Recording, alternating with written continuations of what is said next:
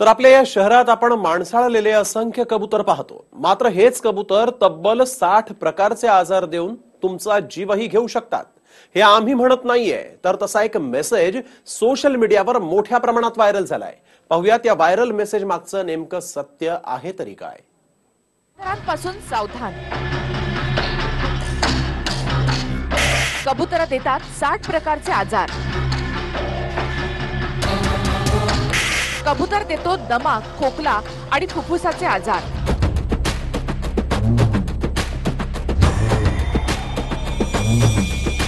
काही काळ रोमॅन्टिक आणि हव्याहव्याशा वाटणाऱ्या कबुतरांना आता खरोखरच जा जा म्हणण्याची वेळ आली आहे।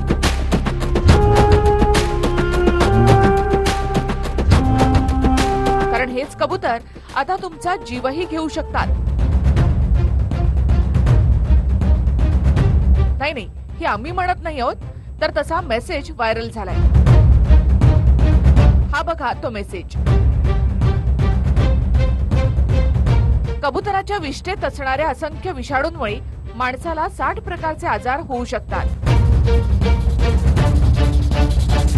शहरांमधील उंच टॉवरवर किंवा घरातील छतांवर आपण असंख्य कबुतरं पाहतो। ही कबुतरं माणसाळलेली असतात। काही प्रेमापोटी त्यांना नाऊमाखू घालतात।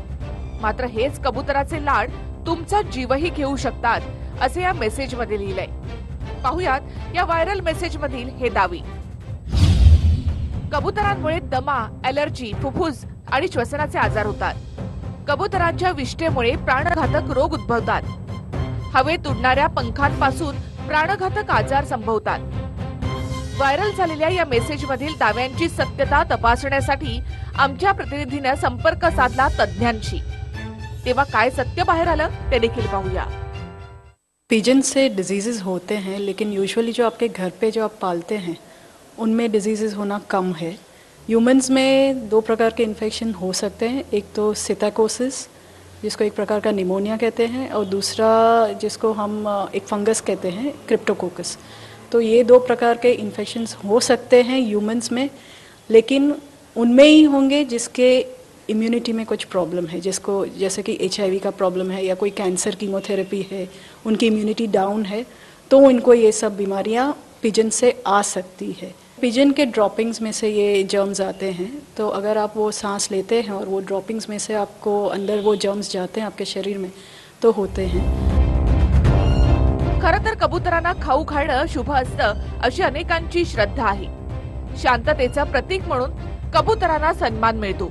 शिवाय घाणेरडे किडे आणि घाणेरडे अन्न पदार्थ खाऊन कबुतर सार्वजनिक आरोग्य सेवेला मदत करतात, असाही दावा प्राणी मित्र करतायत।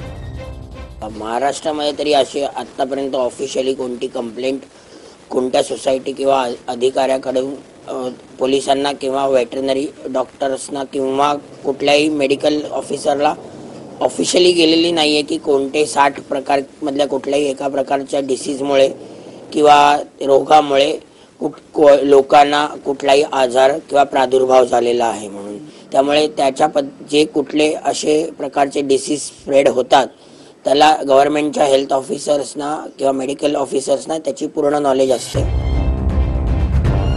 पक्षी मित्रांनी जरी बचावात्मक पवित्रा घेतला असला तरी कबुतर पाळताना हाताळताना योग्य काळजी न घेतल्यास माणसाला श्वसनाचे आजार उद्भवू शकतात, हा दावा खरा आहे।